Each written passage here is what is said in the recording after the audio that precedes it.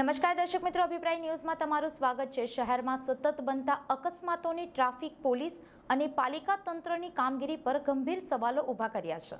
2 દિવસમાં સમા વિસ્તારમાં 4 અકસ્માત અને વુડા સર્કલ ખાતે વૃદ્ધાનું કરુણ મોત, જે અંગે ધારાશાસ્ત્રી શૈલેષ અમીને મ્યુનિસિપલ કમિશનરને પત્ર લખીને ગંભીર ચિંતાઓ વ્યક્ત કરી છે।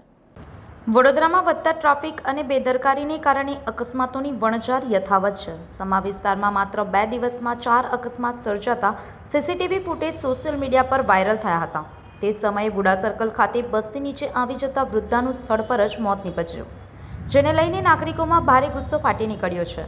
શહેરના જાગૃત નાગરિક અને ધારાશાસ્ત્રી શૈલેષ અમીને મ્યુનિસિપલ કમિશનરને પત્ર લખીને ગંભીર ચિંતાઓ વ્યક્ત કરી છે।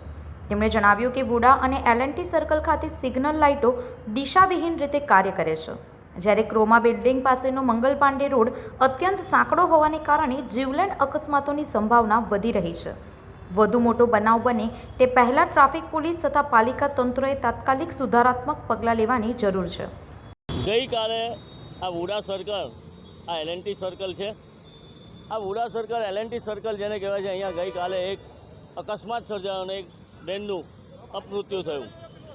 આ વુડા સર્કલ એટલું બધું ડેન્જરસ પોઝિશનમાં છે, આ બનાવેલું છે જ એવું, અને એમાં તદુપરાંત એમાં જે સિગ્નલ લાઇટો મૂકેલી છે એ બિલકુલ ડિફેક્ટિવ લાઇટોનું સંચાલન થાય છે।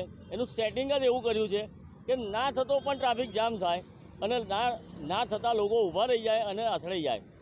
આ બાજુથી જુઓ તો ફતેગંજથી એરપોર્ટ તરફ જવાનો રસ્તો જ્યારે લાઇટ ચાલુ થાય ને ખુલે છે, ત્યારે સામે બીજી બાજુથી એરપોર્ટથી ફતેગંજ જતો બે સાથે જ ખુલી જાય છે।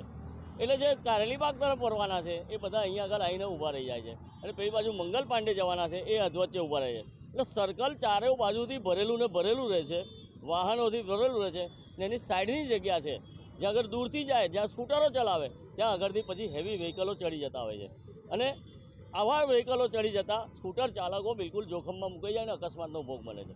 બીજી બાજુ જુઓ તો મંગલ પાંડે રોડ જે આવે છે, મંગલ પાંડે રોડ જ્યારે આ સર્કલને જોડાય છે ત્યારે ત્યાં આગળ એકદમ સાંકડો 6 મીટરનો માત્ર થઈ જાય છે, અને 6 મીટરના રોડમાં એક જ ગાડી ઊભી રહી જાય છે, અને 3 વખત લાઇટો બંધ થાય ચાલુ થાય ત્યારે ગાડીવાળો સાંજે નીકળી શકતો હોય છે। તો આ એ રોડ પણ મોટો કરવાનું અમે 2 વર્ષથી કહેલું છે, છતાં પણ કરેલું નથી, અને આ સિગ્નલ લાઇટોને જે સુધારવાની જરૂર છે એ પણ સુધારતા નથી।